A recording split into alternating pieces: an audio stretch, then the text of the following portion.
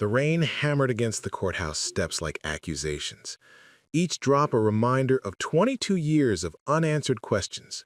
Detective Sarah Martinez pulled her coat tighter as she watched Evelyn Wilson emerge from the building, flanked by two officers whose faces bore the weight of a truth none of them had wanted to uncover. The woman who had spent over 2 decades seeking justice for her murdered daughter now wore handcuffs that caught the gray October light like broken promises. "Mrs. Wilson?" called out Channel 7's reporter, her voice cutting through the storm. "Do you have anything to say about the charges?" Evelyn's eyes, once fierce with maternal determination, now held something else entirely, a hollow acceptance that seemed to age her 10 years and 10 seconds. Her graying hair clung to her face in wet strands, and the purple scarf she always wore, the same color as her daughter Lily's favorite dress, hung limp around her shoulders like a flag of surrender. The crowd that had gathered wasn't large, but it was electric with shock. Martha Henderson, the librarian who had organized candlelight vigils for Lily Wilson every year since 2002, stood frozen on the sidewalk, her umbrella forgotten as rain soaked through her cardigan. Her mouth moved wordlessly, as if trying to process a reality that defied everything she thought she knew about grief, about mothers, about the woman she had called a friend for over 2 decades. Behind Martha, old Pete Crawley, who ran the hardware store on Main Street, shook his head slowly. His weathered hands gripped the porch railing of the courthouse as if anchoring himself to something solid in a world that had suddenly shifted beneath his feet.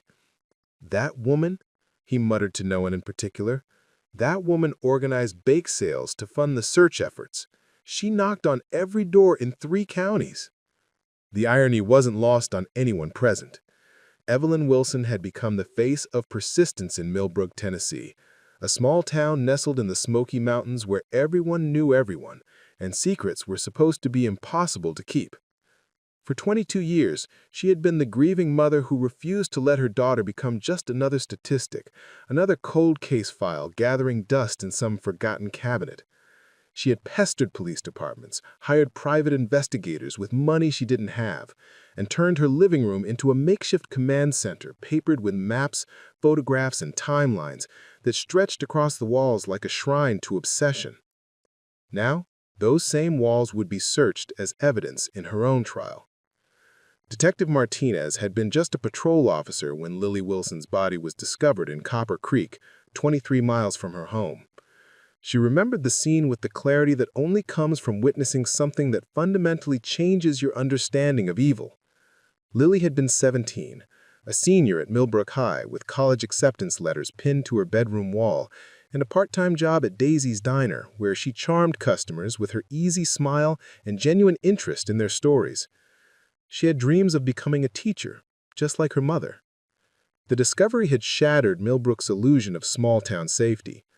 Parents began walking their children to school, neighbors started locking doors that had remained open for generations, and the easy trust that had defined the community for decades evaporated like morning mist in the harsh light of reality. But through it all, Evelyn Wilson had remained a beacon of hope, not just for finding Lily's killer, but for proving that love could endure even the darkest circumstances, that a mother's devotion could move mountains, or at least move investigations forward. Detective Martinez remembered the manila folder that had lived on her desk for the past 8 years, since she'd been assigned to cold cases. Lily Wilson's file was thick with witness statements, forensic reports, and dozens of leads that had led nowhere. But paper-clipped to the inside cover was a photograph that Evelyn had insisted they keep there.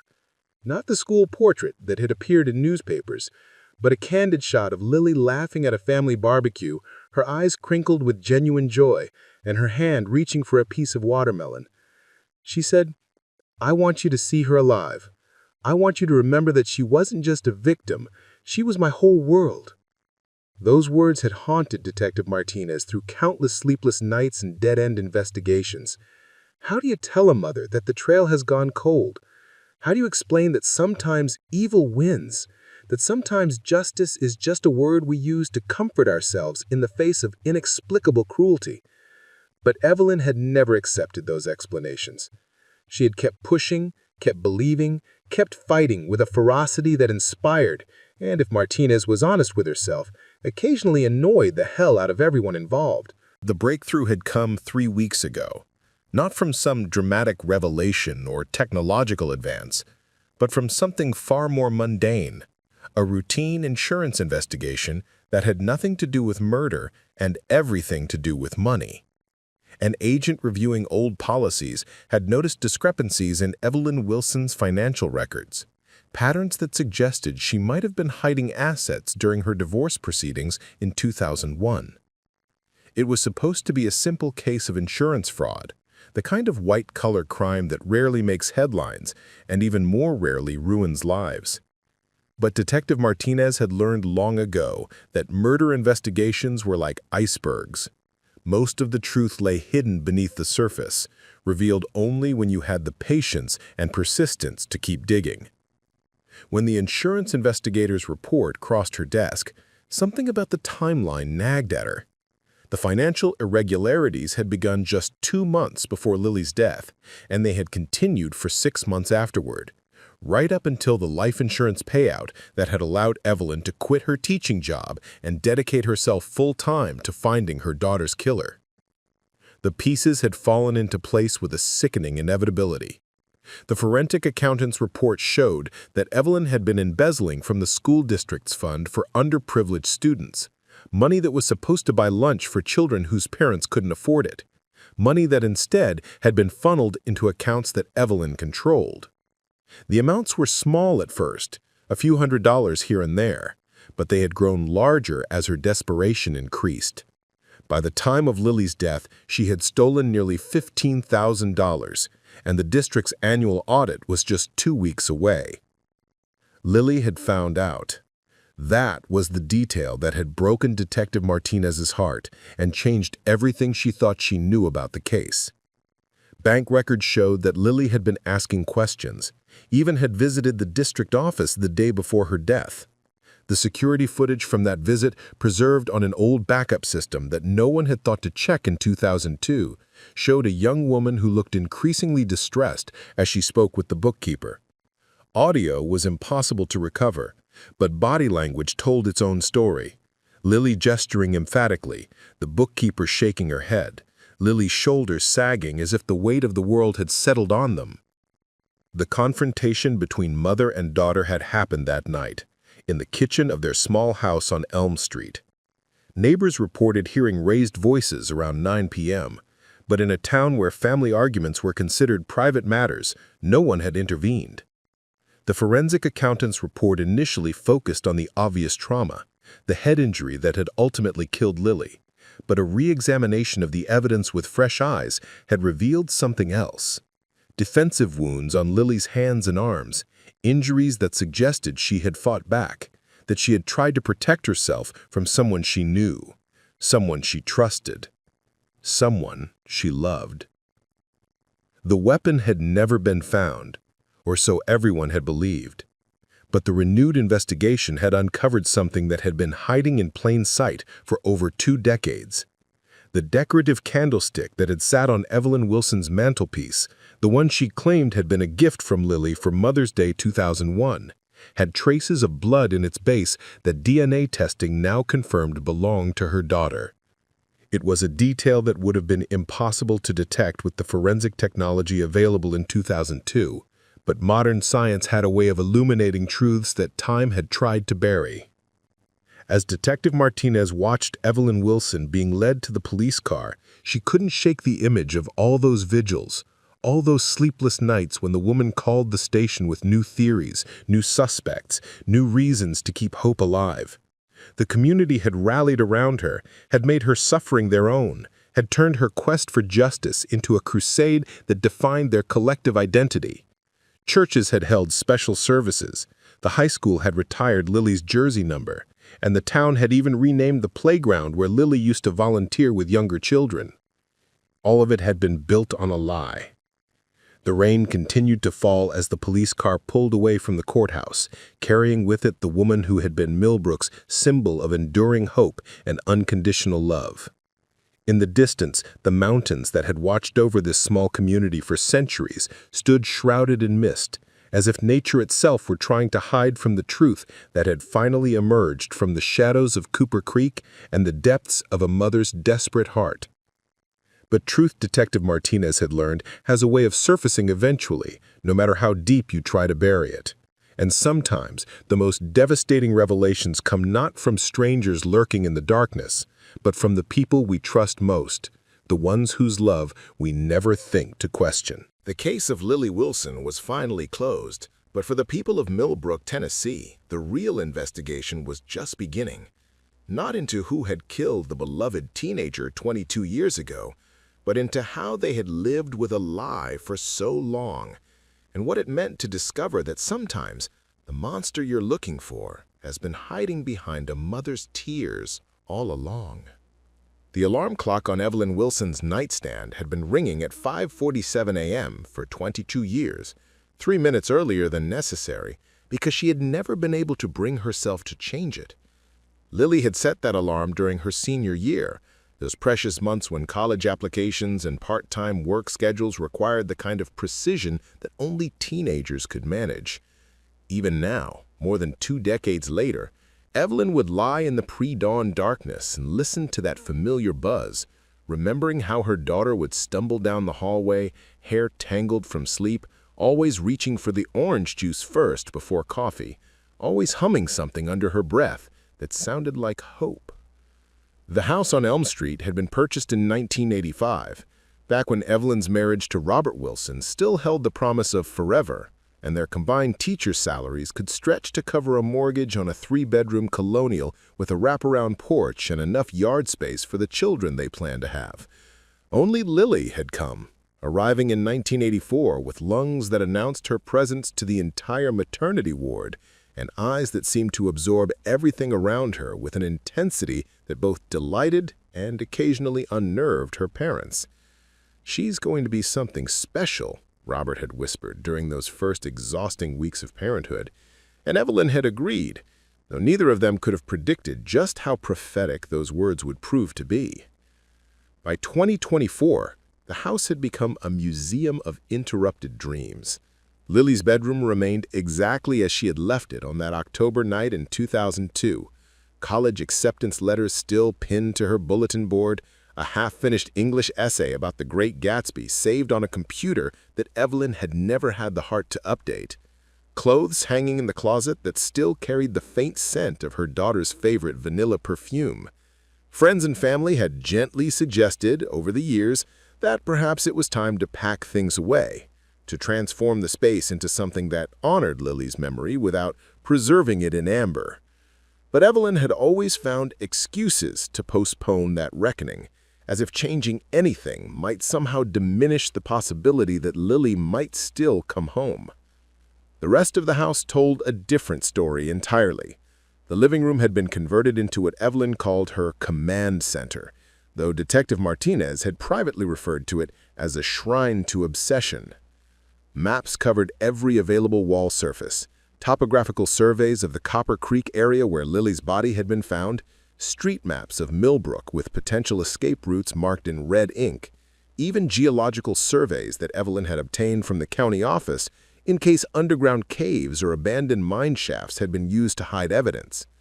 Photograph after photograph lined the mantelpiece, not just of Lily, but of every person who had been questioned during the investigation. Evelyn had created what amounted to her own suspect database, complete with handwritten notes about alibis, relationships, and potential motives. She had taught herself to think like a detective, had studied criminal psychology textbooks checked out from the library, and had developed theories that she would present to law enforcement with the systematic thoroughness of an academic dissertation. "Mrs. Wilson," Detective Martinez had said during one particularly intense meeting in 2019, "I appreciate your dedication, I really do, but some of these connections you're making, they're reaching pretty far." Evelyn had bristled at that, her spine straightening in the way it always did when someone suggested she might be wrong about something related to Lily's case. "Far? My daughter is dead, Detective Martinez. Someone in this town killed her, and until we find out who, every connection is worth exploring." That had been Evelyn's approach to everything in the years since Lily's murder, No detail was too small, no lead too unlikely, no sacrifice too great. She had quit her job teaching 4th grade at Millbrook Elementary in 2003, using Lily's life insurance money to fund her private investigation. The decision had been controversial even among her supporters.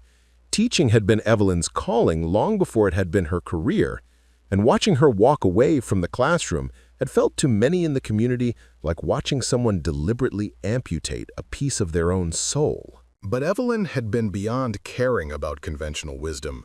Her morning routine had evolved into something that resembled a military operation more than the gentle rhythm of small-town life. Up at 5:47, coffee and toast consumed while reviewing the previous day's notes, phone calls to law enforcement agencies across 3 states beginning promptly at 8 a.m. She had business cards printed, Evelyn Wilson, private investigator, volunteer, and had developed a network of contacts that stretched from Nashville to Atlanta, other parents who had lost children, retired detectives who were willing to offer advice, journalists who specialized in cold cases. The irony, Detective Martinez now realized, was that Evelyn Wilson had been extraordinarily good at investigating other people's crimes. Her files were meticulous, her interviews thorough, her instincts surprisingly sharp. She had actually helped solve 2 other cold cases during her decades-long quest for justice, a missing person case in Gatlinburg and a hit-and-run accident in Knoxville that had been solved largely because Evelyn had noticed patterns that professional investigators had missed. The Tennessee Bureau of Investigation had even consulted with her informally on several occasions, impressed by her ability to see connections that others overlooked.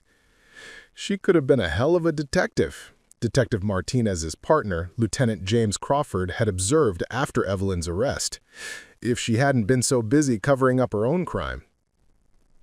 The community's relationship with Evelyn had been complicated even before her arrest. There was no question that people admired her persistence, her refusal to let Lily's memory fade into the background noise of small-town life. The annual vigils that Martha Henderson helped organize always drew hundreds of people, and Evelyn's speeches at these gatherings had become legendary for their raw emotional power and their unwavering belief that justice would eventually prevail. But there had also been whispers, conversations that took place behind closed doors and died abruptly when Evelyn entered a room. Some people thought she was becoming obsessed in ways that weren't healthy, that her single-minded focus on finding Lily's killer was preventing her from grieving properly, from moving forward with her own life. Others worried about the financial cost of her investigation, the way she seemed to be spending money she couldn't really afford on private detectives and forensic consultants and trips to conferences about cold case investigations. "She's going to bankrupt herself," Helen Morrison, who ran the Church Ladies Auxiliary, had confided to Martha Henderson in 2015. "And for what? That poor girl has been gone 13 years. At some point you have to accept that some questions don't have answers." Martha had defended Evelyn then, as she had always done, but privately she had begun to worry as well.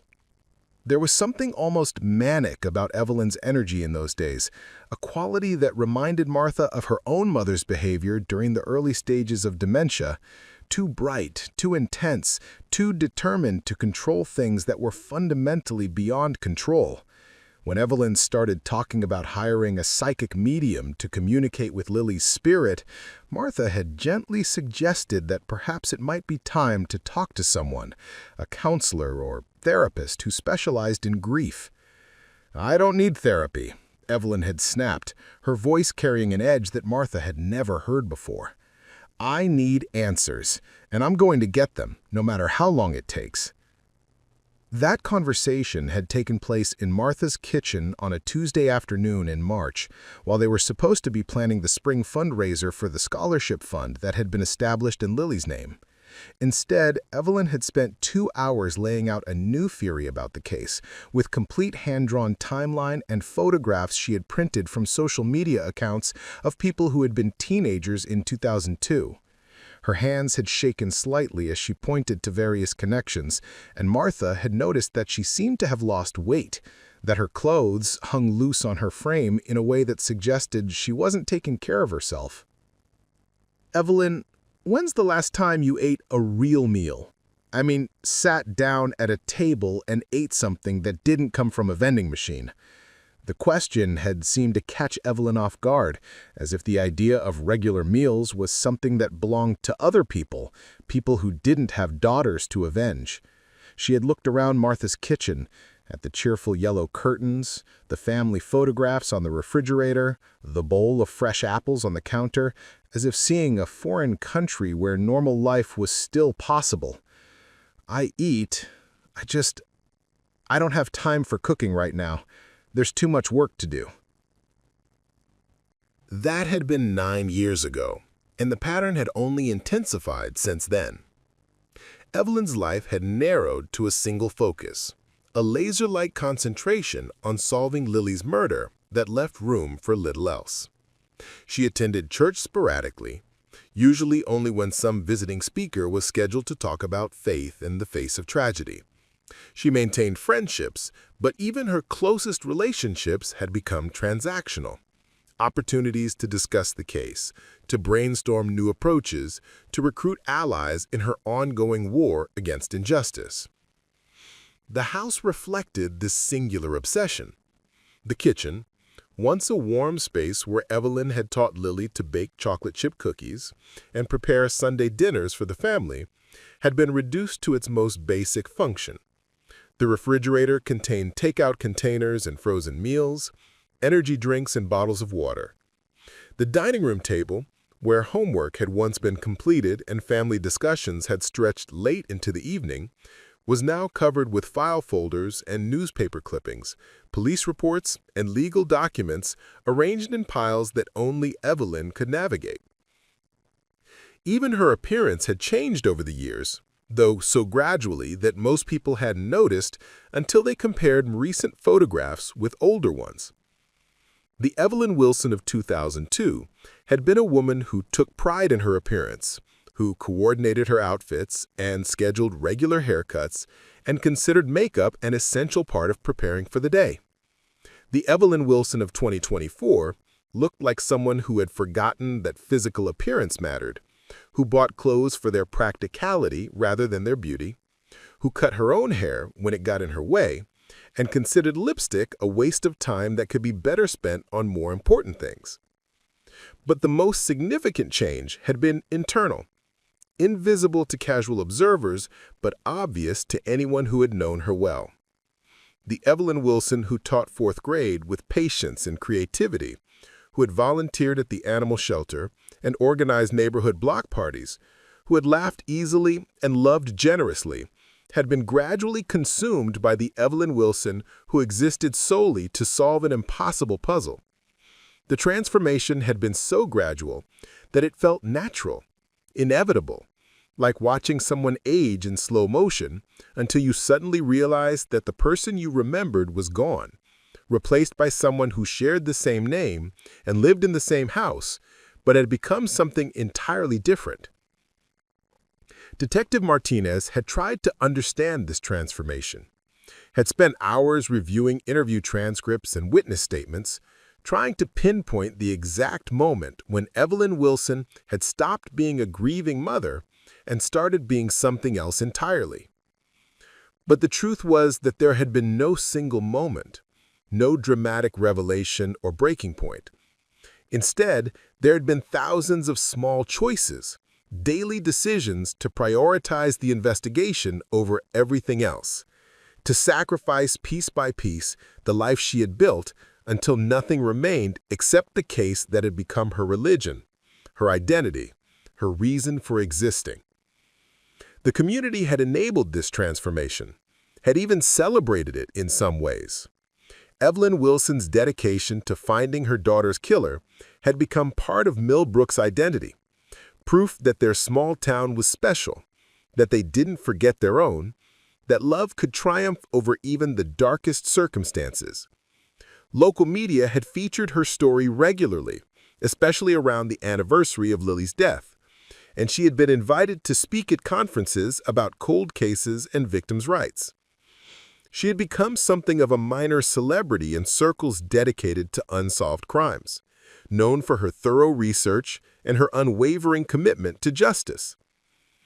But celebrity, Detective Martinez now understood, could be its own kind of prison.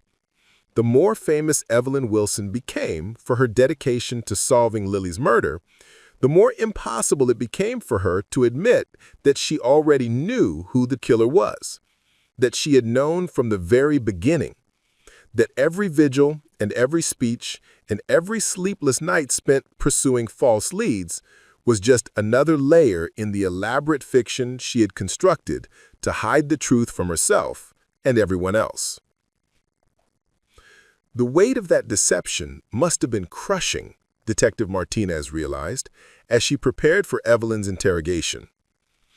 22 years of pretending to be one kind of person while knowing that you were actually someone else entirely.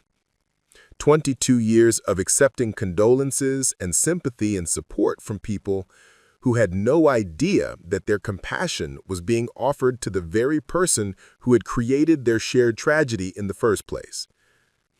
How do you live with that kind of secret?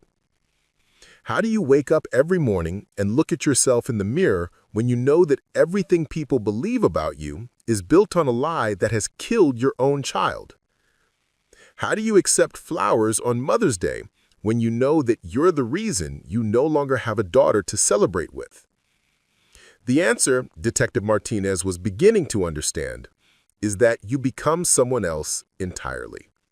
You disappear so completely into the role of the grieving mother seeking justice that you forget there was ever anyone else you could have been.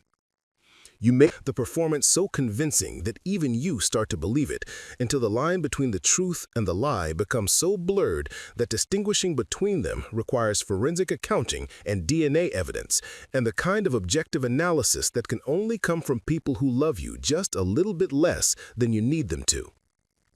Standing in Evelyn Wilson's living room now, surrounded by 22 years' worth of investigation materials that had all been focused on finding a killer who was standing right there in the middle of them, Detective Martinez felt a profound sadness that went beyond the usual emotions associated with solving a cold case. This wasn't the satisfaction of justice finally served, or the relief of answers finally found. This was something closer to grief. Mourning for the woman Evelyn Wilson might have been if she had made different choices on that October night in 2002, if she had found another way to handle her daughter's discovery of the embezzlement, if she had been brave enough to confess her crimes instead of compounding them with one that would haunt an entire community for more than 2 decades. But perhaps that woman had died along with Lily Wilson in the kitchen of the house on Elm Street, leaving behind only the carefully constructed persona that had become Millbrook's most beloved and most tragic figure, a woman who had spent 22 years searching for herself without ever realizing that she was both the hunter and the hunted, the seeker and the truth that everyone was trying to find. The first crack in Evelyn Wilson's carefully constructed facade appeared on a Thursday morning in September 2024, though at the time no one recognized it for what it was. Insurance investigator Rebecca Chen had been tasked with what should have been a routine audit of historical claims when she noticed something odd about the life insurance payout to Evelyn Wilson in 2003.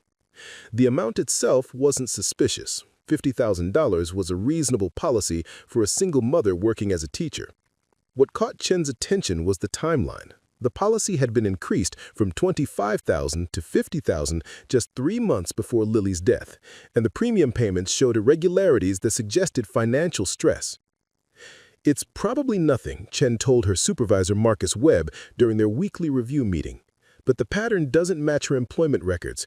A school teacher making $32,000 a year doesn't usually double their life insurance coverage unless something's changed in their financial situation." Webb, who had been investigating insurance fraud for 15 years, had developed an instinct for the kinds of inconsistencies that revealed larger problems. "Pull the full financial profile," he instructed. "Bank records, credit history, employment verification. Let's see what else doesn't add up." What they discovered over the following weeks painted a picture of a woman under tremendous financial pressure in the months leading up to her daughter's death.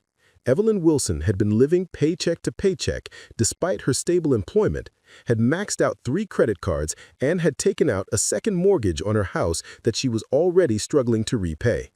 More disturbing were the irregular deposits into her personal checking account, small amounts, rarely more than $500, but frequent enough to suggest income that wasn't being reported to the IRS. The money was coming from the Millbrook Elementary School District's emergency fund, an account established to provide lunch money for students from low-income families. As the fund's administrator, Evelyn Wilson had access to the account and discretion over how the money was distributed. The embezzlement had started small, $50 here, $100 there, but had accelerated rapidly as her financial situation deteriorated. By October 2002, she had stolen nearly $15,000, and the district's annual audit was scheduled for early November. Chin brought her findings to Detective Martinez on a rainy Tuesday morning that would later be remembered as the day everything changed in Millbrook. The insurance investigator's report was meticulous and damning, laying out a clear pattern of financial desperation that provided, for the first time in 22 years, a motive for Lily Wilson's murder that had nothing to do with random violence or sexual assault or any of the theories that had dominated the investigation for over 2 decades. She was backed into a corner, Chin explained, spreading financial documents across the conference table in the police station. The audit would have discovered the embezzlement within days. She would have faced criminal charges, lost her job, probably gone to prison. And then her daughter found out. Detective Martinez studied the timeline with growing horror. Bank security footage from October 15, 2002, the day before Lily's death, showed the teenager at the First National Bank of Millbrook, speaking intently with a teller and leaving with what appeared to be account statements. Phone records showed that Lily had called the school district's main office that afternoon, a conversation that lasted 17 minutes. Whatever she learned during that call had apparently prompted her to confront her mother that evening. The confrontation had taken place in the kitchen of the house on Elm Street, the same kitchen where Detective Martinez now stood, with a search warrant and a forensics team that was methodically documenting evidence that had been hiding in plain sight for 22 years. The decorative candlestick on the mantelpiece, a heavy brass piece that Evelyn had always claimed was a Mother's Day gift from Lily in 2001, showed microscopic traces of blood that DNA testing confirmed belonged to her daughter. She hit her own child with this? Officer Jenny Rodriguez whispered as she photographed the candlestick. Rodriguez was new to the force, young enough that Lily Wilson's murder was history rather than memory, but old enough to understand the magnitude of what they were uncovering. Probably not intentionally, Detective Martinez replied, though the words felt hollow even as she spoke them. At least not at first. The medical examiner thinks it started as an argument that got physical. Lily was 17, strong, athletic. She would have fought back. The forensics team was finding other evidence now, traces of blood that had been missed by the original investigation because the technology hadn't existed to detect them. Luminol revealed splatter patterns on the kitchen cabinets that suggested a violent struggle, and updated testing of Lily's clothing showed fibers that matched the upholstery in the family's living room, indicating that she had been dragged or carried after the initial assault. But perhaps the most damning evidence was found in Evelyn Wilson's personal effects, items that had been sitting in her house for over 2 decades, like silent witnesses to a crime that no one had thought to investigate. Her diary from 2002, hidden behind other books on a bedroom shelf, contained entries that read like a roadmap to murder. October 10, 2002. The audit is in 3 weeks. I don't know what I'm going to do. If they find out about the money, I'll lose everything. Lily will be so ashamed of me. October 14, 2002. Can't sleep, can't eat. Keep thinking about what will happen when everyone finds out. Maybe I should just confess, get it over with. But what about Lily's college fund? What about our future? October 15, 2002. Lily knows. She went to the bank, asked questions. She's been looking at me differently all evening, like she doesn't know who I am anymore. Maybe she's right. Maybe I don't know who I am either. The entry for October 16, 2002, the night Lily died, was blank. But the next entry, dated 3 days later, was written in handwriting that looked shaky, uncertain. "I can't remember everything that happened. We were arguing and she was so angry, so disappointed in me. She said she was going to call the police, that she couldn't be part of covering up what I'd done. I tried to explain, tried to make her understand that I did it for her, for us, but she wouldn't listen. She just kept saying that I had to turn myself in, that it was the right thing to do. And then I can't remember. I woke up this morning and she was gone. Maybe she went to stay with friends. Maybe she'll come back when she's had time to think about it." Detective Martinez had seen denial before, had interviewed suspects who convinced themselves that their crimes were justified or unavoidable or somehow not their fault. But Evelyn Wilson's diary entries suggested something different, a dissociation so complete that she seemed to have genuinely forgotten or repressed the act of killing her own daughter. The entries continued for several more days, expressing confusion about Lily's absence, worry about where she might have gone, even plans to call the police to report her missing. It was only after Lily's body was discovered in Copper Creek that the entries changed tone, becoming the anguished writings of a grieving mother who seemed to have completely compartmentalized her role in her daughter's death. By November 2002, less than a month after the murder, Evelyn Wilson was writing about her determination to find her daughter's killer, about the injustice of a world where good people could be taken so brutally, about her plans to dedicate her life to seeking justice for her child. She actually believed it. Dr. Patricia Vance, the psychiatrist who was brought in to consult on the case, explained to Detective Martinez and the district attorney. Dissociative amnesia in cases of extreme trauma isn't uncommon, but this is one of the most complete cases I've encountered. She appears to have genuinely repressed the memory of killing her daughter, which allowed her to become, in her own mind, the grieving mother seeking justice. The psychological profile that Dr. Vance developed painted a picture of a woman who had been living a double life for years before Lily's death. On the surface, Evelyn Wilson was the perfect small-town teacher and mother, dedicated, caring, involved in her community. But beneath that exterior was someone struggling with financial pressures, moral compromises, and a growing sense that her carefully constructed life was falling apart. The embezzlement wasn't about greed, Dr. Vance explained. It was about maintaining appearances, keeping up the facade that everything was fine when it very clearly wasn't. When Lily discovered the truth, she represented an existential threat to that facade. In Evelyn's mind, losing her daughter's respect and admiration might have felt like a form of death, the death of the person she thought she was. The revelation that Evelyn Wilson was her daughter's killer sent shockwaves through Millbrook that registered far beyond the immediate horror of the crime itself. For 22 years, the community had organized around a shared narrative of senseless tragedy and enduring hope.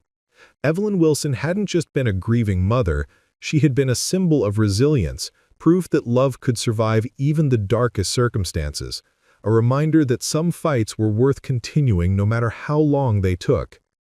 Now, all of that was revealed to be built on a lie. Martha Henderson received the news while she was arranging flowers for the upcoming anniversary vigil, the same vigil she had helped organize every year since 2003. Detective Martinez had called her personally, recognizing that Martha would need time to process the information before it became public, that she would want to prepare for the questions and reactions of people who had trusted her judgment about Evelyn Wilson for over 2 decades. "I don't understand," Martha said, her voice barely above a whisper. "I've known Evelyn for 30 years. I was in her wedding. I held Lily when she was a baby. How could I have been so wrong about someone?" It was a question that would be repeated throughout Millbrook in the days and weeks that followed. Pastor David Miller at the First Baptist Church found himself counseling parishioners who felt not just shocked by the revelation, but betrayed by their own inability to see the truth that had been hidden in their midst. The annual scholarship fundraiser that had been planned in Lily's memory was canceled. The playground that had been renamed in her honor was quietly returned to its original designation. Even the memorial garden that had been planted behind the high school was scheduled for removal, as if the community were trying to erase all traces of what they now realized had been an elaborate deception. But perhaps the most difficult conversations were taking place in the homes of people who had supported Evelyn Wilson's crusade for justice, who had donated money to her cause, who had listened to her speeches and believed in her mission. These were people who had to reconcile their admiration for what they thought was extraordinary maternal devotion with the horrifying reality that they had been supporting their friend's elaborate cover-up of child murder.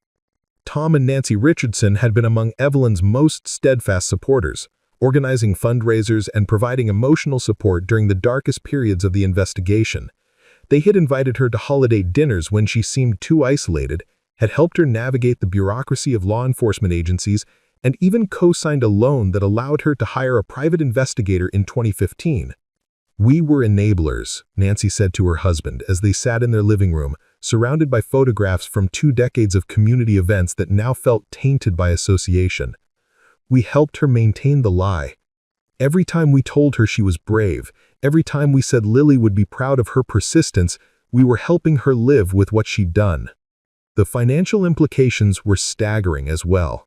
The Lily Wilson Memorial Scholarship Fund had collected over $200,000 since 2003, money donated by community members who believed they were honoring a murdered teenager and supporting her mother's quest for justice.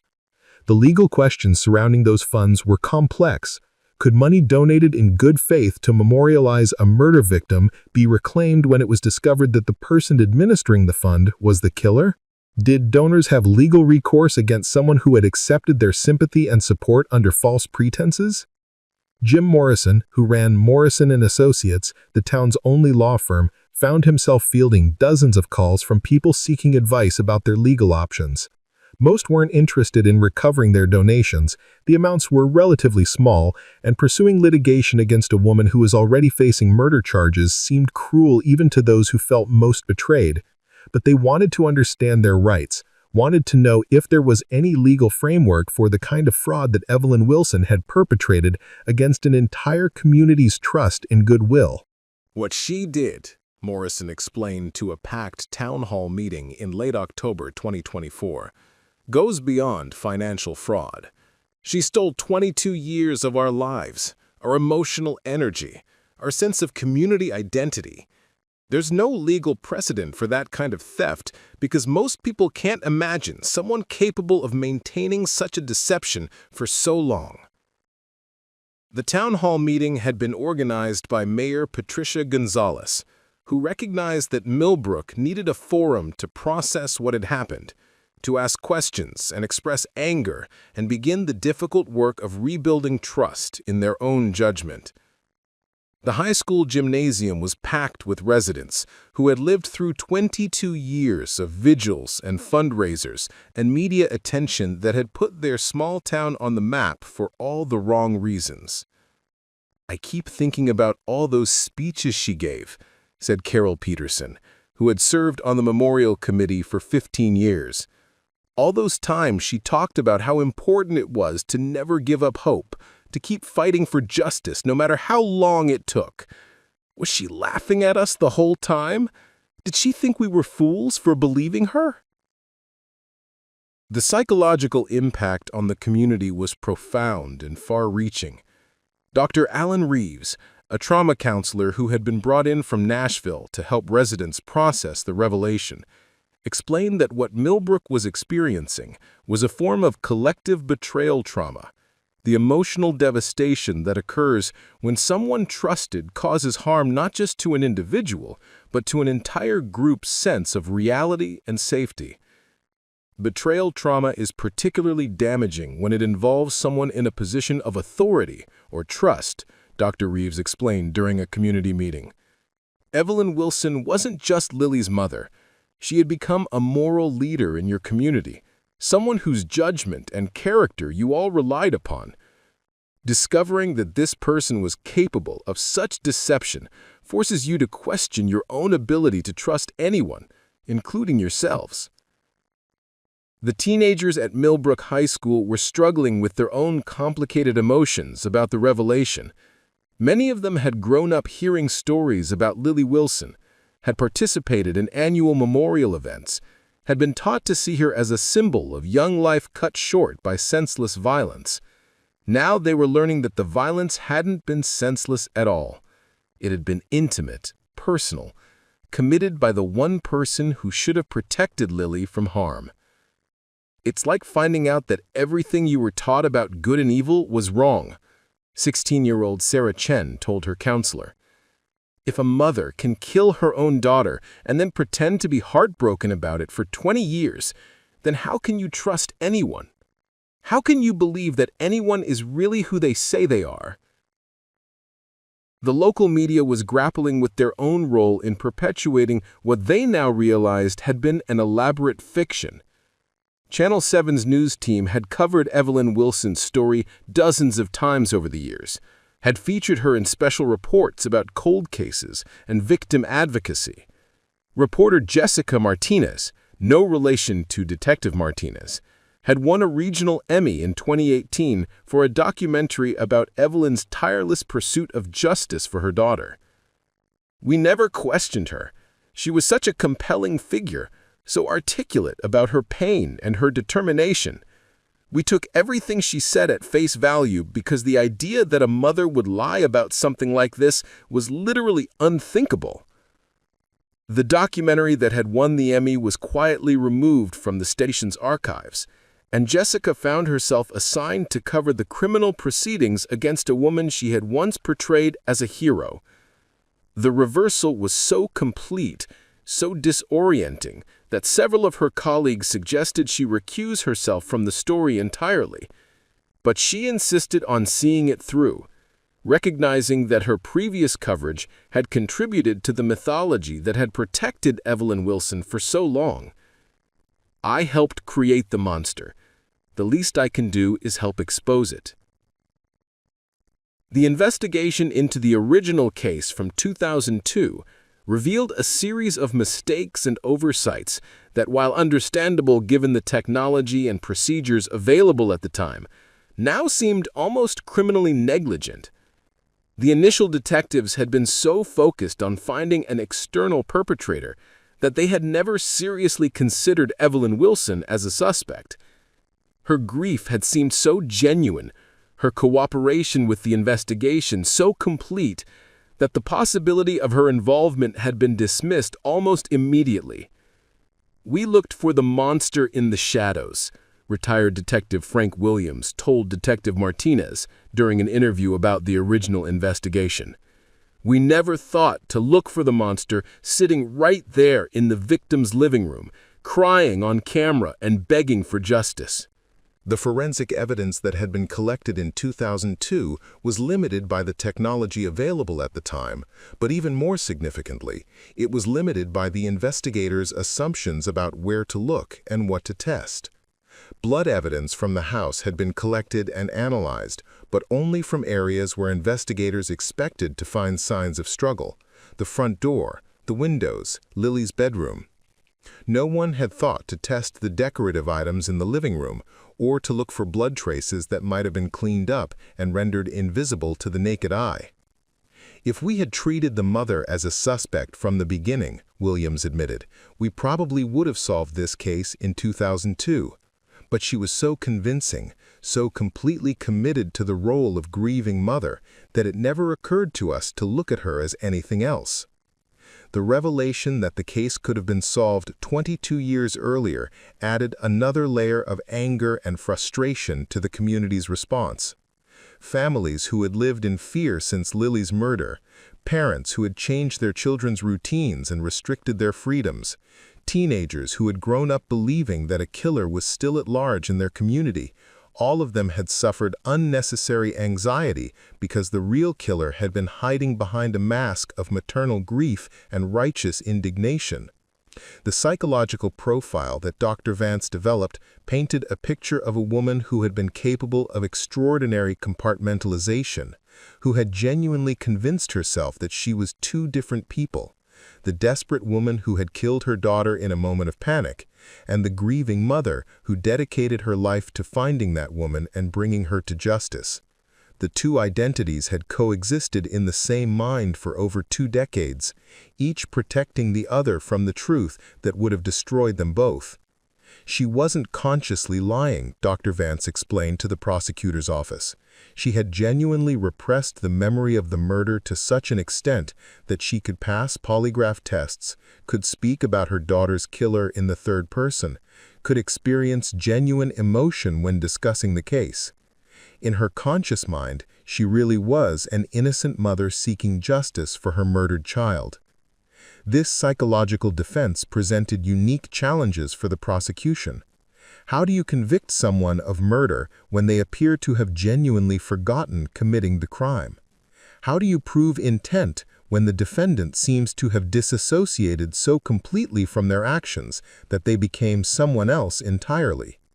The legal precedents were limited, and the case was drawing attention from criminal psychologists and legal experts across the country who were fascinated by the complexity of Evelyn Wilson's mental state. But for the people of Millbrook, the psychological explanations provided little comfort. Whether Evelyn Wilson had consciously deceived them or had deceived herself so thoroughly that she believed her own lies, the result was the same. An entire community had been manipulated into supporting and celebrating the very person who had caused their shared trauma in the first place. The economic impact was beginning to be felt as well. Millbrook had built part of its identity around being the town that never forgot, the community that had turned tragedy into a symbol of enduring hope and determination. The annual memorial events had drawn visitors from across the region, had been featured in true crime podcasts and documentary films, had even inspired a small but steady stream of dark tourism that brought people to see where Lily Wilson had lived and died, and to visit the creek where her body had been found. All of that was evaporating as news of Evelyn Wilson's arrest spread beyond the local community. The bed and breakfast that had marketed itself as a place where visitors could experience the heart of a community united by tragedy was already fielding cancellations. The restaurant that had featured Lily's favorite items on its menu was quietly removing them. Even the antique shops and craft stores that had benefited from the influx of visitors were preparing for a significant drop in business as Millbrook's reputation transformed from inspiring to horrifying. Detective Martinez found herself fielding calls from law enforcement agencies across the nation, all asking the same questions. How had Evelyn Wilson maintained her deception for so long? What signs had they missed? How could they prevent similar cases in their own jurisdictions? The answers were uncomfortable. Evelyn Wilson had succeeded because she had become the perfect victim. Someone whose pain seemed so genuine and whose dedication seemed so pure that questioning her had felt not just unnecessary, but cruel. She weaponized our empathy, Detective Martinez explained during a presentation to the Tennessee Association of Police Chiefs. She understood that people want to believe in heroic victims, in mothers who never give up, in love that conquers all. She gave us exactly what we wanted to believe, and we never questioned it, because questioning it would have forced us to confront the possibility that sometimes the people we admire most are the ones most capable of deceiving us. As October turned to November, as the anniversary of Lily Wilson's death approached for the 23rd time, Millbrook found itself facing a fundamental question. How do you memorialize a victim when her killer has been masquerading as her chief mourner for over 2 decades? How do you honor the memory of a 17-year-old girl whose mother had not only taken her life, but had also stolen her story, turning her daughter's murder into a platform for community leadership and personal validation? The memorial garden behind the high school sat empty now, its flowers wilting in the autumn cold as the community debated whether to maintain it, transform it, or remove it entirely. The scholarship fund remained frozen while lawyers determined the legal implications of donations made under false pretenses. Even the simple act of saying Lily Wilson's name had become complicated, loaded with questions about whether remembering her meant perpetuating the lie that had defined Millbrook for more than 2 decades. But perhaps the most profound impact was on the community's faith in its own judgment, its ability to distinguish truth from fiction, good from evil, victim from perpetrator. For 22 years, the people of Millbrook had prided themselves on their ability to see beyond surface appearances, to recognize genuine goodness and authentic suffering. Now they were forced to confront the possibility that they had been completely wrong about the person they had known best, the neighbor they had trusted most, the woman they had elevated to the status of secular saint. The investigation was revealing new evidence daily. Financial records that showed the extent of Evelyn Wilson's embezzlement, psychological evaluations that explored the mechanisms of her dissociation, forensic analysis that painted an increasingly clear picture of what had happened in the kitchen of the house on Elm Street on October 16, 2002. But for the people who had to live with the consequences of her deception, the most important evidence was already in. They had been wrong about everything they thought they knew about trust, about truth, about the nature of evil itself. The interrogation room at the Millbrook Police Department had been updated since 2002, but it still felt like a place where truth came to die rather than be born. Detective Martinez sat across from Evelyn Wilson, watching a woman who seemed to be aging in real time as the weight of 22 years of deception finally settled on her shoulders. The purple scarf that had become her trademark, worn in honor of Lily's favorite color, lay crumpled on the table between them like a flag of surrender. "I need you to understand something, Evelyn," Detective Martinez said gently, her voice carrying none of the accusation that typically characterized such conversations. "We found the candlestick. We know what happened in your kitchen that night. But what I need to know is whether you remember it happening."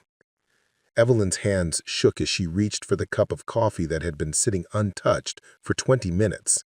Her eyes, which had always been described as fierce and determined, now held the confused uncertainty of someone trying to navigate a world that no longer made sense. She looked smaller than she had just weeks earlier, as if the revelation of her identity as Lily's killer had literally diminished her physical presence. "I remember arguing with her," Evelyn said finally, her voice barely above a whisper. "She was so angry about the money, about what I'd done at the school. She said she was ashamed of me, that she didn't know who I was anymore." Evelyn paused, her breathing becoming shallow and rapid. "She said she was going to call the police, that she couldn't protect me anymore. But after that..." "After that, what do you remember?" Nothing. I remember waking up the next morning and she was gone. I thought maybe she'd gone to stay with friends, that she needed time to cool down. I kept calling her phone, but it went straight to voicemail." Evelyn looked up at Detective Martinez with eyes that seemed genuinely confused. "I reported her missing 3 days later. I was worried sick about her." Dr. Patricia Vance, who was observing the interrogation from behind one-way glass, made notes about Evelyn's body language and speech patterns. The dissociative amnesia appeared to be genuine. Evelyn's pupils dilated when discussing the night of the murder. Her breathing became irregular, and her speech patterns shifted in ways that suggested she was accessing different mental states when trying to recall the events of October 16, 2002. "Evelyn," Detective Martinez continued, "I'm going to show you some photographs from your house. I need you to tell me what you see." She placed crime scene photos on the table, images of the candlestick, close-ups of the blood evidence that had been revealed by luminol testing, forensic diagrams showing the splatter patterns in the kitchen. Evelyn stared at the photographs for a long moment, her face cycling through expressions of confusion, recognition, and horror. "That's my candlestick," she said, pointing to one of the images. "Lily gave it to me for Mother's Day in 2001. She saved up her babysitting money for weeks to buy it." Her voice broke as she continued. "She said every time I lit a candle, I should remember how much she loved me." "There's blood on it, Evelyn." "Lily's blood." The words seemed to hit Evelyn like a physical blow. She doubled over in her chair, making a sound that was part sob and part wail, the kind of noise that comes from the deepest places of human anguish. For several minutes, she couldn't speak, couldn't breathe properly, couldn't do anything except rock back and forth, while Detective Martinez and the court-appointed attorney waited for the storm to pass. "I killed her," Evelyn whispered when she was finally able to speak again. "Oh, God, I killed my baby girl." It was the first time in 22 years that Evelyn Wilson had acknowledged her role in her daughter's death, and the admission seemed to unlock memories that had been buried so deeply that their emergence felt like a form of resurrection. Over the following hours, as Dr. Vance guided her through a careful process of recall, the events of October 16, 2002 began to emerge in fragments that painted a picture of a confrontation that had spiraled out of control with devastating consequences. Lily had come home from the bank that afternoon with account statements and a list of questions that she had written out in her neat, careful handwriting. She had confronted her mother calmly at first, asking for explanations about the irregular deposits, the mysterious cash withdrawals, the financial patterns that didn't match what she knew about their family's income and expenses. She was so smart, Evelyn said, tears streaming down her face as the memories returned. Too smart for her own good. She'd figured out exactly how much I'd taken, how long it had been going on, even which accounts I'd been hiding the money. She had it all written down like a prosecution case. The argument had escalated when Evelyn tried to explain her actions, tried to make Lily understand that everything she had done was for their future, for Lily's college fund, for their survival as a family after the divorce. But Lily had seen through those justifications, had recognized them as the self-serving rationalizations that they were. "She told me I was a thief," Evelyn continued, her voice growing stronger as the memories became clearer. "She said I had stolen money from hungry children, that I had betrayed everything she thought I stood for. She was crying, but she was so angry, angrier than I had ever seen her. She said she couldn't live with the shame of being my daughter if I didn't turn myself in." The physical confrontation had begun when Evelyn tried to take Lily's phone away, tried to prevent her from calling the police. Lily had fought back, had pushed her mother away with enough force to send Evelyn stumbling backward into the kitchen counter where the candlestick had been sitting with other decorative items that were awaiting their return to storage after a recent dinner party. "I picked it up without thinking," Evelyn said, her hands moving as if she were still holding the weapon. "I just wanted her to stop yelling, to listen to me, to understand that I never meant for any of this to happen. But she kept saying she was going to call the police, that she couldn't protect me anymore, that I had to face the consequences of what I'd done." The first blow had been intended to frighten rather than harm, Evelyn insisted. A warning gesture that went wrong when Lily stepped forward at the wrong moment. But the head injury had been severe enough to disorient the teenager, and the struggle that followed had ended with repeated strikes that ultimately proved fatal. "She looked at me," Evelyn whispered, her voice breaking completely now. "Right at the end, she looked at me like she didn't know who I was, like I was a stranger who had taken her mother's place, and then she just stopped fighting." The aftermath had been a blur of panic and desperate decision-making that had set the stage for 22 years of elaborate deception. Evelyn had initially planned to call for help, to claim that Lily had been attacked by an intruder, but the blood evidence was too extensive and the defensive wounds on Lily's hands too obvious to support such a story. Instead, she had made the decision that would define the rest of her life.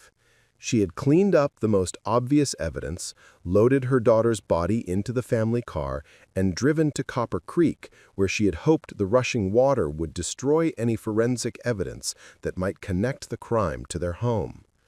"I thought I was protecting her reputation," Evelyn said, a statement that revealed the twisted logic that had guided her actions. "I thought if people believed she was killed by a stranger, she could be remembered as an innocent victim, instead of the daughter of a thief who died trying to do the right thing." Dr. Vance noted that this rationalization was typical of dissociative disorders, the ability to reframe traumatic actions in ways that preserved some sense of moral identity, even when the underlying behavior was fundamentally evil. Evelyn Wilson had convinced herself that murdering her daughter was somehow an act of protection, a way of preserving Lily's memory and reputation even as she destroyed her future. The interrogation continued for hours as Detective Martinez methodically worked through the timeline of events, documenting not just the murder itself, but the elaborate cover-up that had followed. Evelyn had returned home that night and had begun the process of transforming herself from killer to victim, from perpetrator to grieving mother seeking justice. She had practiced her story in the mirror, had rehearsed her emotional responses, had prepared for the questions that she knew would come when Lily's body was discovered. The hardest part, Evelyn admitted, was calling in the missing person report. I had to sound worried but not panicked, concerned but not guilty. I had to become the kind of mother who would never hurt her child, even though I knew that person didn't exist anymore. The psychological mechanisms that had allowed Evelyn to maintain her deception for 22 years were complex and multi-layered. According to Dr. Vance, the dissociative amnesia that had initially helped her repress the memory of the murder eventually evolved into something more sophisticated, a form of compartmentalization that allowed her to genuinely experience grief for her daughter while simultaneously covering up her own role in Lily's death. She wasn't consciously lying during most of those 22 years, Dr. Vance explained to the prosecution team. She had developed two separate identity states, the grieving mother and the killer, and they existed independently of each other. The grieving mother genuinely didn't know what the killer had done, which allowed her to pass polygraph tests and maintain her deception even under intense scrutiny. This psychological defense presented unique challenges for the legal system. Evelyn Wilson's mental state during the murder had been compromised by financial stress and desperation, but she had been competent enough to plan and execute an elaborate cover-up. Her mental state during the subsequent 22 years involved genuine dissociation and amnesia, but she had also been functional enough to organize investigations, raise funds, and maintain complex social relationships. Determining her legal responsibility required navigating between multiple identities that had coexisted in the same mind, each protecting the others from truths that would destroy them all. The community's reaction to Evelyn's confession was swift and overwhelming. News of her admission spread through Millbrook within hours, carried by social media, text messages, and the kind of face-to-face conversations that small towns excel at. The initial shock was followed by waves of anger, betrayal, and grief that seemed to wash over the town in endless cycles. Martha Henderson received the news while she was at the grocery store, where the cashier, who had heard it from her sister who worked at the police station, delivered the information with the kind of breathless excitement that accompanies the revelation of long-hidden secrets. Martha had to abandon her shopping cart and sit in her car for 20 minutes before she trusted herself to drive home, her hands shaking as she tried to process the magnitude of what she had learned. 22 years, she said to her husband when she finally made it home. 22 years I've been bringing her casseroles when she seemed depressed, organizing vigils to honor her daughter's memory, telling people what a strong woman she was and how much we could all learn from her faith and determination. I've been supporting a murderer.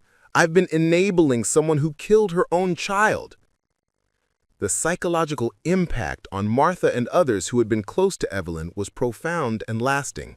Dr. Reeves, the trauma counselor who had been brought in to help the community process the revelation, explained that what they were experiencing was a form of secondary trauma, the emotional devastation that occurs when someone you trust and admire is revealed to be fundamentally different from who you believe them to be. You're grieving multiple losses simultaneously, Dr. Reeves told the support group that had been established at the community center. You're grieving for Lily Wilson all over again, but now with the knowledge that her death was even more tragic than you originally understood. You're grieving for the Evelyn Wilson you thought you knew, the woman who inspired you and gave you hope. And you're grieving for your own sense of judgment, your ability to trust your perceptions about people and situations.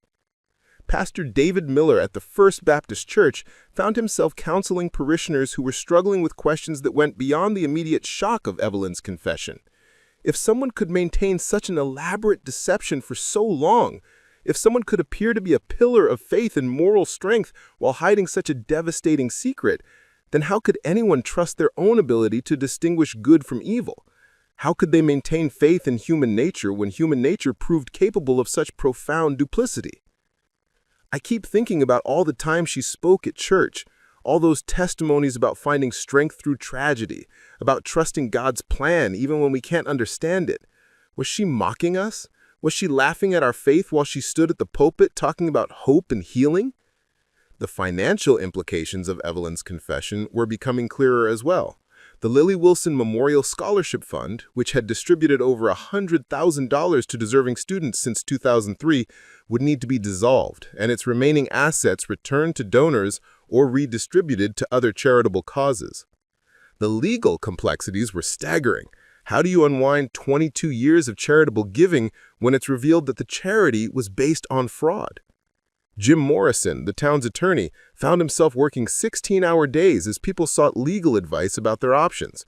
Most weren't interested in recovering their donations, recognizing that the money had ultimately gone to help students, even if it had been collected under false pretenses. But they wanted to understand their rights, wanted to know if there were legal mechanisms for addressing the kind of comprehensive fraud that Evelyn Wilson had perpetrated against an entire community's trust and goodwill. What she did goes beyond conventional fraud, Morrison explained during a community meeting.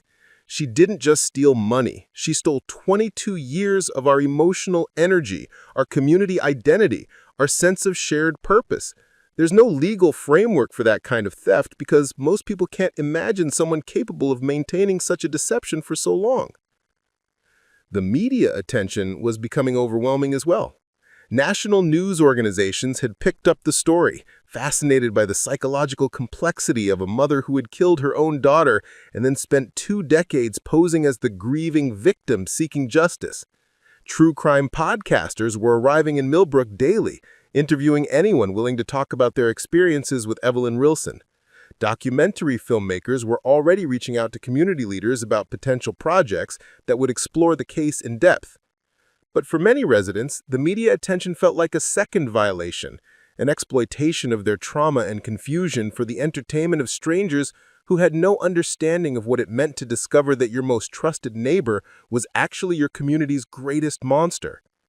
Mayor Gonzalez instituted restrictions on filming in public spaces and encouraged residents to decline interviews unless they felt completely comfortable sharing their stories. "We need time to heal before we become a tourist attraction," she said during a city council meeting. "We need space to figure out who we are now that we know our defining story was built on a lie." The teenagers at Millbrook High School were grappling with their own complicated emotions about the revelation.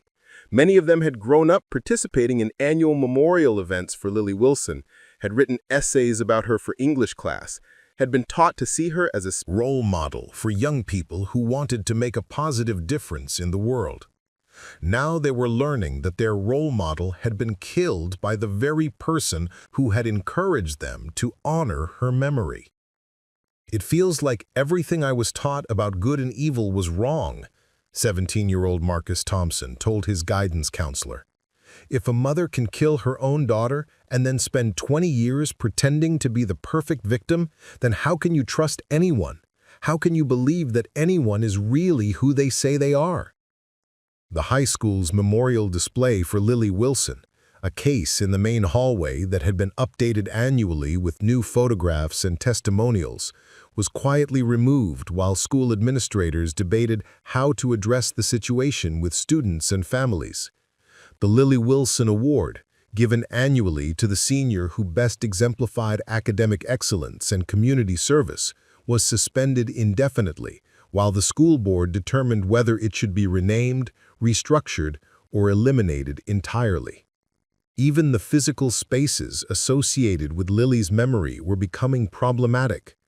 The memorial garden behind the high school, which had been maintained by volunteers for over 2 decades, sat empty as community members debated whether to preserve it, transform it, or remove it entirely. The playground that had been renamed in Lily's honor was scheduled for redesignation, and even the simple bronze plaque that marked the spot where her body had been found in Copper Creek was being reconsidered.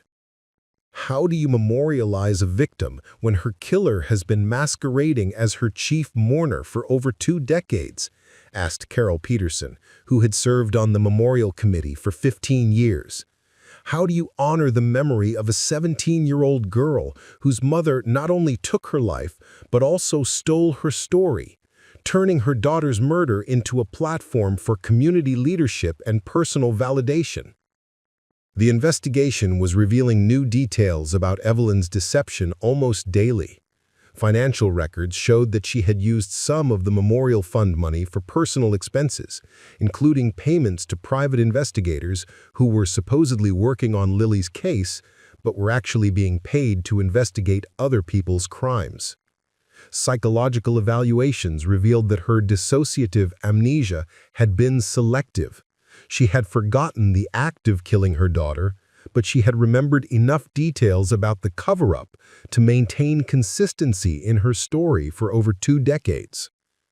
Perhaps most disturbing were the diary entries that investigators found hidden throughout her house, writings that revealed the internal struggle between her different identity states.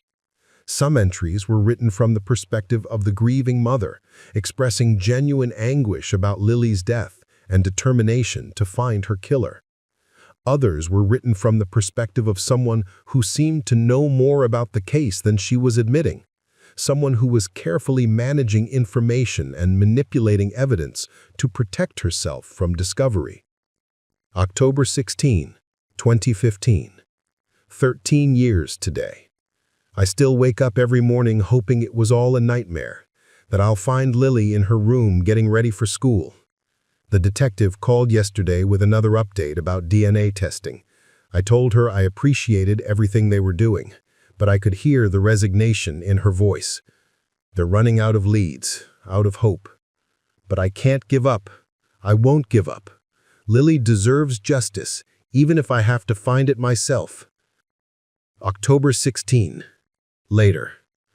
Burned some old papers today. Found things I'd forgotten I kept. Better to let the past stay buried. Some truths are too heavy for anyone to carry. Some secrets are meant to stay secret. The 2 entries had been written on the same day, apparently just hours apart, but they revealed completely different mental states.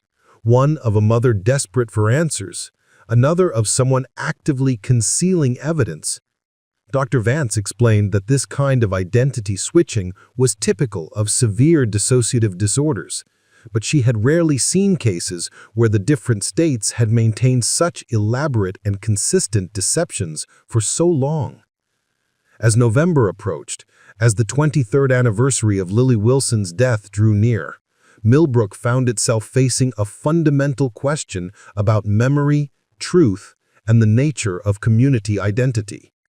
For over 2 decades, their shared story had been one of tragic loss transformed into enduring hope, of a mother's love that refused to accept defeat, of a community that stood together in the face of inexplicable evil. Now they knew that their story was something else entirely, a tale of domestic violence, financial desperation, and psychological manipulation that had hidden in plain sight for over 2 decades.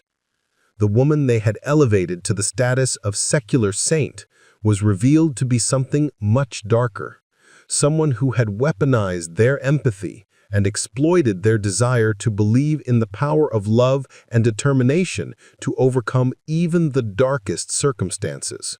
But perhaps the most profound revelation was about themselves, about their own capacity for self-deception, their willingness to believe what they wanted to believe, even when evidence suggested more complicated truths. For 22 years, they had been complicit in maintaining Evelyn Wilson's deception, not because they were particularly gullible or naive, but because her story had given them something they needed, proof that their small town was special, that their values were strong enough to survive any tragedy. that love really could conquer all. The truth was harder to accept, but ultimately more honest. Sometimes evil wins.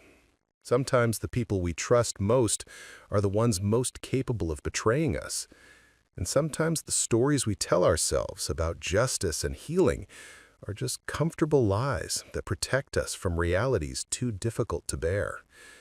Evelyn Wilson's confession had torn away those comfortable lies, leaving Millbrook to face the raw truth about human nature, about the complexity of evil, about the dangerous seductiveness of simple narratives in a world where truth is almost always more complicated than we want it to be. The healing that would need to take place in the coming months and years would require not just forgiveness and understanding, but a fundamental reckoning with the community's own role in perpetuating the very deception that had cost them so much. 6 months after Evelyn Wilson's shocking confession to murdering her daughter Lily, the small Tennessee town of Millbrook struggled with a profound identity crisis.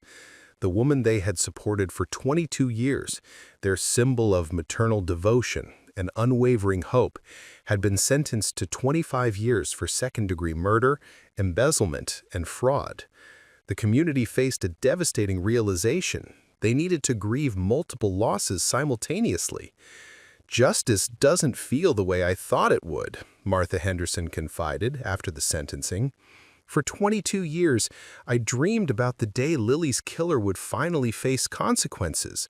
But now that it's happened, all I feel is empty." The town wasn't just mourning Lily Wilson anew, but also the Evelyn Wilson they thought they had known. The dedicated teacher, the tireless advocate, the inspiring symbol of persistence. Most painfully, they grieved their own innocence and their previous certainty about distinguishing truth from deception. Dr. Patricia Vance was brought in to help the community process what she termed collective betrayal trauma. The psychological impact encompassed the entire community's sense of identity and shared reality. Evelyn Wilson hadn't just been a neighbor who turned out to be different. She had become a symbol of the community's values, representing persistence, faith, and maternal love. Discovering this symbol was built on deception forced residents to question not just her, but themselves. The practical work of untangling 22 years of fraud proved nearly as complex as emotional healing. Jim Morrison's law firm worked with state authorities to address the various funds and organizations Evelyn had established. The Memorial Scholarship Fund, which had distributed over $100,000 since 2003, presented particularly complex ethical questions. Most donors didn't want their money back, recognizing that scholarships had gone to deserving students regardless of the circumstances. The community ultimately transformed the scholarship fund into the Millbrook Community Education Foundation, removing references to Lily Wilson while preserving the educational mission. A separate Moral Courage Award would annually honor a student demonstrating exceptional integrity, a compromise that acknowledged Lily's real courage in trying to expose her mother's crimes. Physical memorials were also addressed. The Memorial Garden became a community reflection space. The renamed playground returns to its original Mill Creek Park designation, and bronze plaques were quietly removed. These changes reflected a community determined to honor truth over comfortable mythology. Detective Martinez, promoted to lieutenant for her work on the case, struggled with the investigation's emotional toll. The hardest lesson wasn't that they had missed an obvious suspect for 22 years, but that they couldn't have caught Evelyn even if they'd suspected her from the beginning. She was that skilled at being what everyone wanted her to be. The case attracted national law enforcement attention, leading to new protocols for cold case investigations. The Tennessee Bureau of Investigation implemented requirements for periodically reevaluating immediate family members as potential suspects, even in cases where they had previously been cleared. Detective Martinez became a sought-after speaker at conferences, sharing insights about extreme dissociative behavior and long-term deception. Religious institutions faced complex theological questions about forgiveness, Justice and the Nature of Evil. Pastor David Miller developed sermon series addressing spiritual challenges posed by betrayal and deception, drawing on biblical stories of people deceived by those they trusted most. The story of Judas betraying Jesus reminds us that even those closest to us are capable of acts that seem incomprehensible, Pastor Miller preached. But the greater message is that betrayal, even the most devastating betrayal, doesn't have to define us or destroy our faith in human goodness. Evelyn Wilson was housed in a specialized unit for inmates with serious mental health issues at the Tennessee Prison for Women. After years of intensive therapy, she began recovering memories of the night she killed Lily and the subsequent decades of deception. The integration process was slow and painful, but her therapists reported genuine progress. "She's not the same person who was arrested 18 months ago," reported Dr. Lisa Morrison, the prison's chief psychiatrist. "The dissociative barriers that protected her from the truth for so many years are gradually breaking down." The most significant long-term impact was on teenagers who had grown up during Evelyn's supposed search for justice. These young people, now adults, had been shaped by a narrative of persistent hope that proved false. Many struggled to reconcile their childhood understanding of heroism with more complex realities. Marcus Thompson, 17 when Evelyn was arrested, pursued criminal psychology partly because of his experience. "Growing up, I thought the world was divided into good people and bad people," he reflected. "The Wilson case taught me that real life is much more complicated than that." Sarah Chen, who had struggled with trust issues after the revelation, became involved in peer counseling and later studied social work, using her experience with betrayal trauma to help others. The Wilson case influenced prosecution strategies nationwide in cases involving long-term deception and dissociative disorders. The legal precedents established affected how the justice system responds to crimes involving complex psychological factors. The challenge is balancing accountability with recognition of genuine mental health issues, explained State Prosecutor Jennifer Walsh. "How do you punish someone for something they genuinely don't remember doing? How do you seek justice while acknowledging the complexity of human psychology?" By the second anniversary of Evelyn's arrest, Millbrook had largely redefined its identity. The Community Resilience Festival replaced the annual memorial events, celebrating the town's ability to overcome adversity and rebuild trust. The festival drew visitors interested in Millbrook's approach to healing from collective trauma rather than its connection to unsolved crimes. "We're not trying to forget what happened," explained Mayor Patricia Gonzalez, "but we're also not going to let one person's deception define us forever. We learned hard lessons about trust, about truth, about the complexity of human nature." Sarah Chen returned as elementary school principal in 2029, bringing the journey full circle. The school had been physically transformed with new curricula emphasizing critical thinking, ethical decision-making, and the importance of speaking up against wrongdoing. The educational system that emerged became a model for character education programs across the region. Students learned not just academic subjects, but critical thinking skills, media literacy, and ethical reasoning that prepared them to navigate a world where authority figures might not always be trustworthy. "We're raising a generation of kids who know how to think for themselves," Sarah Chen explained. "Kids who understand that questioning authority isn't disrespectful, it's essential." After 15 years in prison, Evelyn Wilson became eligible for parole in 2039. Martha Henderson spoke at the hearing, not to advocate for continued incarceration, but to provide context about the long-term community impact. "What Evelyn Wilson stole from us wasn't just 22 years of our lives," Martha told the parole board. "She stole our innocence, our trust, our belief that we could easily distinguish truth from lies. But what we've gained in return? Wisdom, resilience, a more honest understanding of human nature has made us stronger. The parole board granted Evelyn's release in February 2040. She was 77 years old, frail, but apparently rehabilitated through decades of psychological treatment. The news generated brief media attention, but coverage was markedly different from the sensationalized reporting of earlier years, approaching the story with greater nuance and complexity. 20 years after the arrest, Millbrook celebrated the graduation of students who had been born after Evelyn's confession, young people shaped by hard-won wisdom, but without the emotional trauma of the original betrayal. "We're the first generation that grew up knowing the truth from the beginning," observed valedictorian Michael Chen in 2044. "We never had to unlearn comfortable lies or rebuild our understanding of human nature after devastating betrayals." The Community Resilience Festival had evolved into a national model for communities dealing with institutional betrayal. Representatives from across the country visited Millbrook to study their approach to rebuilding trust while maintaining accountability.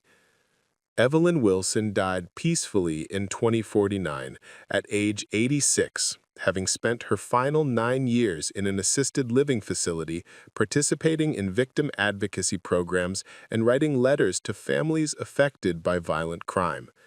Her death received minimal media attention. She had become a footnote in criminal justice history rather than a figure of ongoing fascination.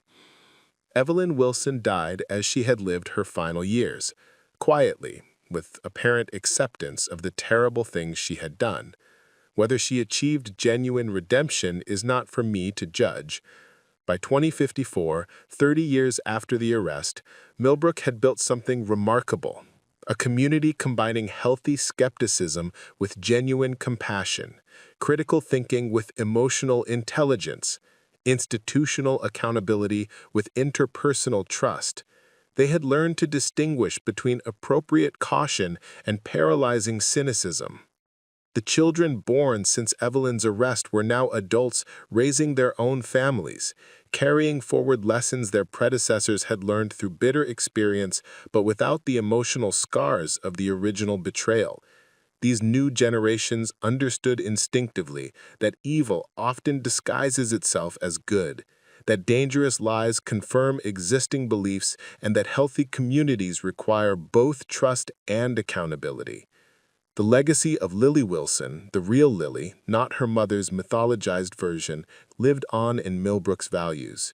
The courage to speak truth to power, the integrity to do what's right despite difficulty, and the wisdom to recognize that moral complexity requires nuanced responses. Former classmates and teachers shared memories of a bright, compassionate teenager who had tried to do the right thing even when difficult, who had confronted her mother's crimes with courage and integrity, who had died because she refused to be complicit in deception. "That's the real memorial," Sarah Chan observed.